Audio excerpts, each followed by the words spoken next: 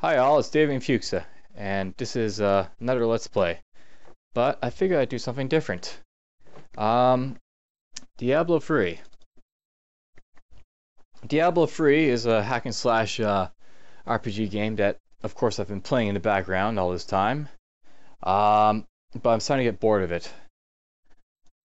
Regardless, though, I figured I do want to at least try and do one recording of it and upload it to YouTube just to see what we'd like to record, if I can record a mainstream game like this, and if there's any problems with it. I guess I'll give you a little background information. Diablo 3 was the third game in the series for Diablo series, and what's very nice about this game is that it refines quite a bit of the action in Diablo 2. Some of those refinements, they aren't that great, of course. I mean, if you look at so many of the comments about Diablo 3, there's been so many people complaining about the game that you'd think that Blizzard did something horrifying wrong. And in fact, Blizzard didn't really do anything wrong. They just didn't exactly think about the actions they were doing. Part of the reasoning I'll show you. This is the Barbarian, by the way. It's a returning character from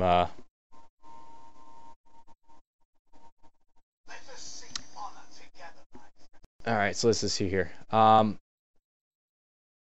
Basically, the Barbarian, he's a character that returns from Diablo 2, and he's very reminiscent of the old style of, like, crush and bash everything in his power.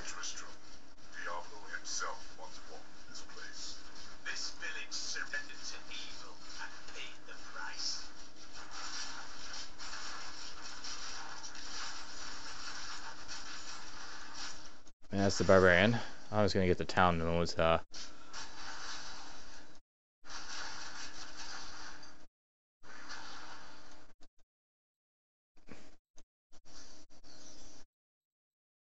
anyways, this is the Barbarian, and he's a character that was available in Diablo 2. Much like Diablo 2, he's basically the powerhouse type character. Very strong melee attacks and very powerful tactical abilities corresponding to might and power. He comes with many of the skills that were available from the original Diablo 2, like Leap. That's obviously a powerful ability that makes it its appearance again. I won't be using that though if I use this character. We'll just do this. He's got defensive abilities. Oops.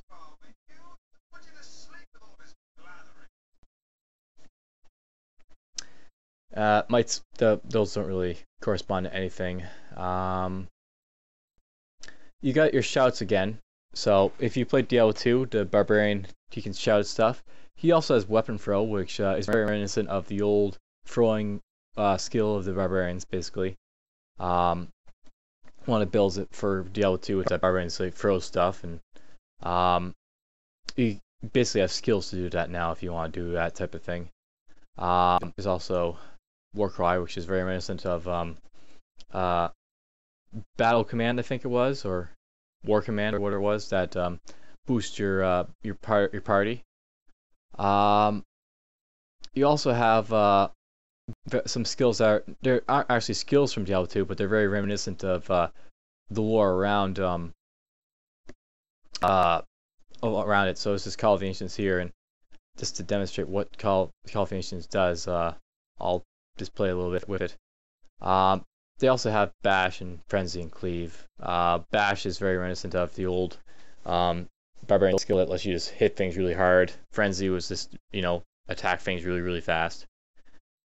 And the secondary skills, you got, like, I'm using something different, but you got Whirlwind, which was also very reminiscent of the powerful skill as you mow through stuff. I'll also know as well, this thing that says reach checkpoint. As you progress along in this game, you basically reach checkpoints, and the checkpoints, what they do is that they allow you to start off at those places that are checkpoints when you die or when you restart the game.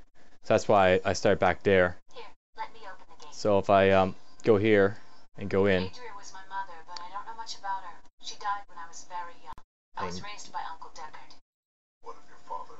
Get over here. He was a great warrior who was lost when Tristram fell to the demons. I should probably know as well. Back here, this was actually the old ruins of Tristram. That was basically the starter area. That was the original town for Diablo 1. And over here, this is Adria's hut, and she was the potion seller person for Diablo 1. So Act 1, it's very reminiscent of basically what should I say this? Act 1 was very reminiscent of how Diablo 1 started. So you're basically revisiting a lot of the lore that was involved with Diablo 1. And then as you progress, you start to get into the lore of Act 2. Or not Act 2, but Diablo 2, which was basically the battling between the Andariel, Dariel, Diablo, Mephisto, and Baal. And we'll just go in here. And this is going to be a battle right here, but... And this is going to be unique right here. He's basically got special abilities and minions that go with him.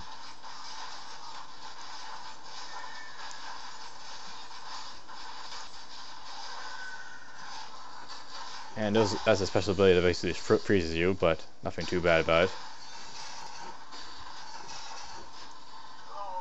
And that's a level, by the way. You do level again. Cauldron, get my super healing potion. And as you basically level up, you get rune unlocks or new skills, depending on if you have the skills or not. What I got basically when I leveled up was something that improves rend. I got lacerate, which increases damage for rend. I've got Furious Charge rune that basically makes it so each enemy charge reduces the cooldown of Furious Charge. War Cry, weapon throw. I basically hurl a hammer that can stun an enemy instead of throwing an axe. And that's all the skills I got.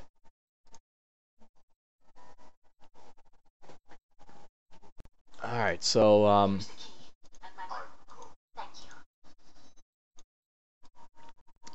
let's just go revisit the old cathedral.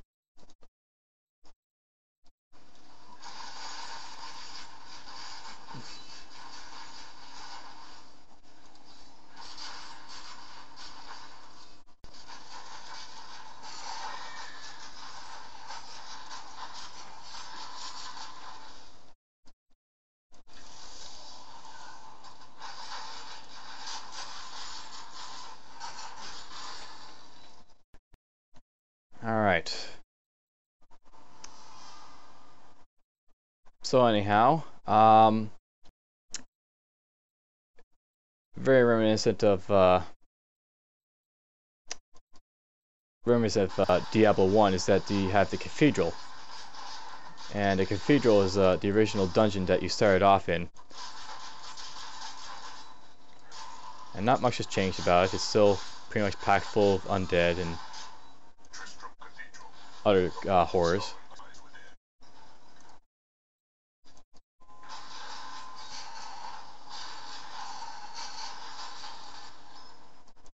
Switch it up a bit. I'll use Frenzy.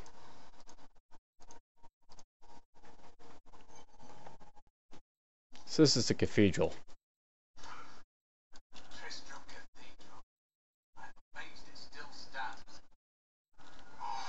Use a war cry.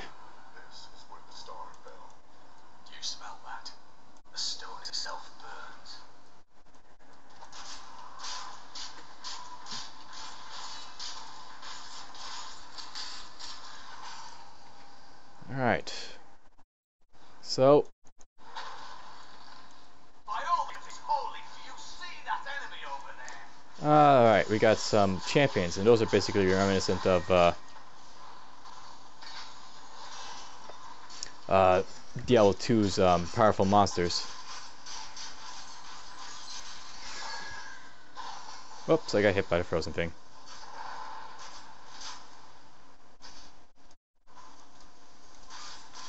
I could probably just, you know, handle it, but whatever.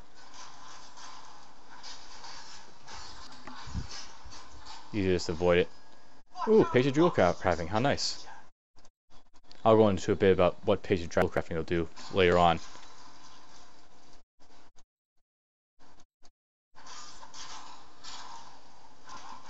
I believe it's about time I start showing off some of the other abilities as well. Haven't really been showing them off, but there's other abilities that you have access to.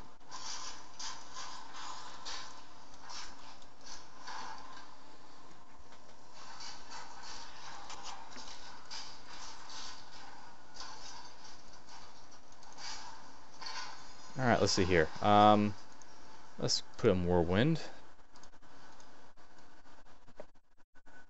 Because that's what pretty much everyone wants to see. And we got their carrion bats. Those are very reminiscent of I don't want to change.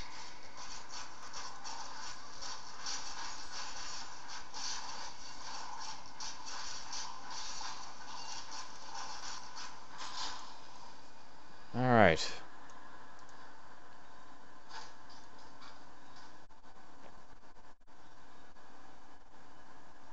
Now let's go up here. I should note that I'm pretty much trying to zerg this level, so I can get to the next level.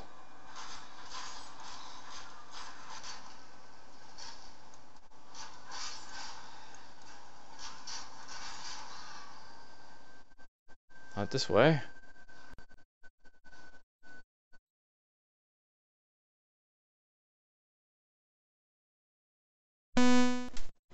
Should be noted that my microphone may turn off. It's set so my thing would power through my headset. But whatever. Something to note is that some of the monsters that they came up with for Diablo 3 are very unique. Like you have like the old carrion bats and zombies from the older game, but you got these grotesque monsters, and they're kind of a sort of kill them and then run away from them type monster because they explode in gory agony.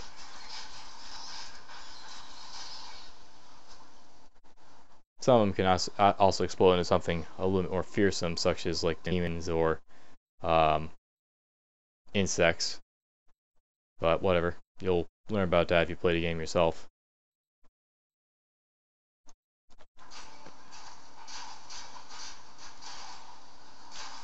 I think we'll use our special skill here. I believe most people from Diablo 2 remember these three guys. They're basically a boss monster you had to fight in Diablo 2, Lord of Destruction. And they're pretty much very reminiscent of it in all ways.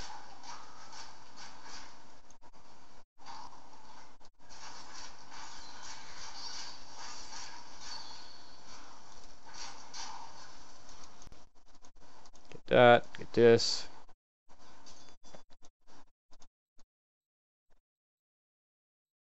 And I don't think the door is this way, so we will go down.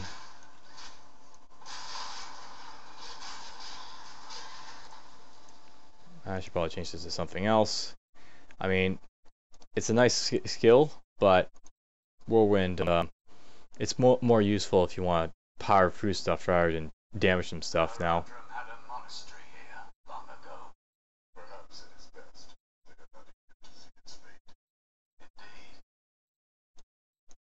More fury.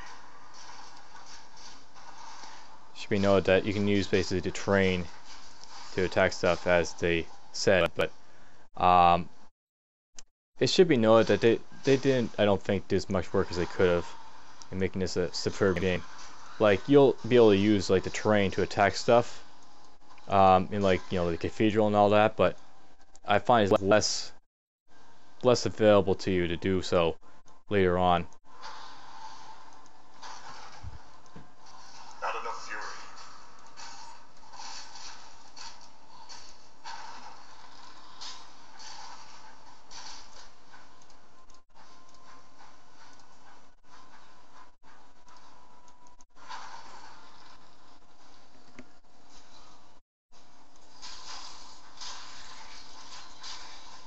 Alright, so here's the portal finally.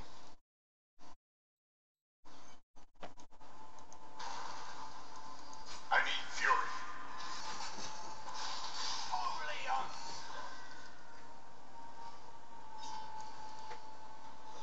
Alright, here we go. Lyric's Passage. Here's an old character that most people remember. Minions, stay back. I'll skip this though, because you can't hear it, so I'll suggest you to waiting for it. Let's see here. I want to get maybe Leap.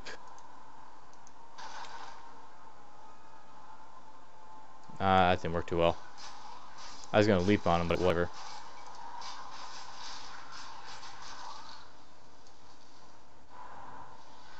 Kane, I will save you. Help! Help! Let's leap on this guy.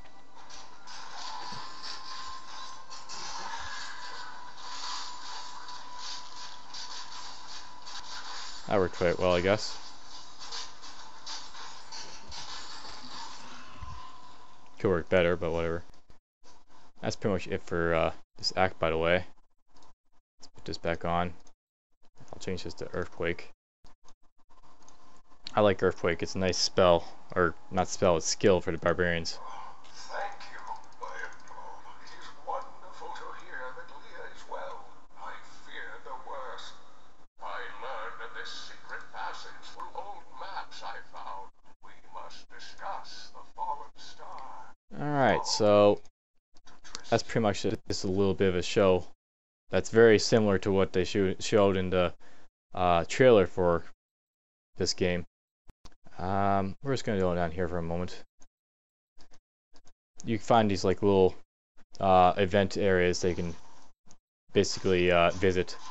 They offer sometimes, you know, nice little convenient things. Sometimes there's a chest, sometimes there's a mob that you can kill, a rare.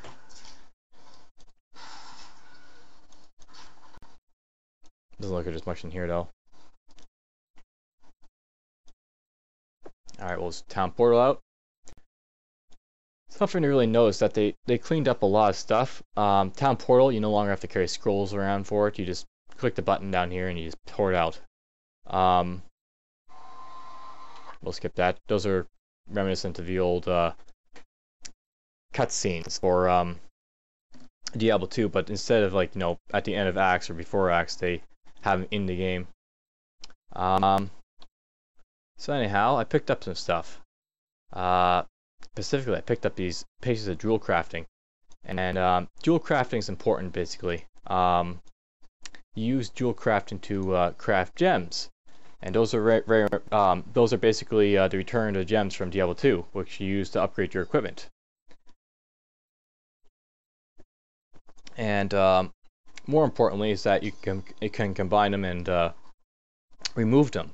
Now, combining them, you can always do that with the Herodic Cube in Diablo 2, but what's nice about you being able to remove them is that you can say, go to the jewel crafting over here, say, okay, I want to remove a gem, and I can say, put my helmet here, and it'll just say, you can remove the gem for this much cost, and you can remove the gem and reuse it for a different piece of equipment, which is really nice.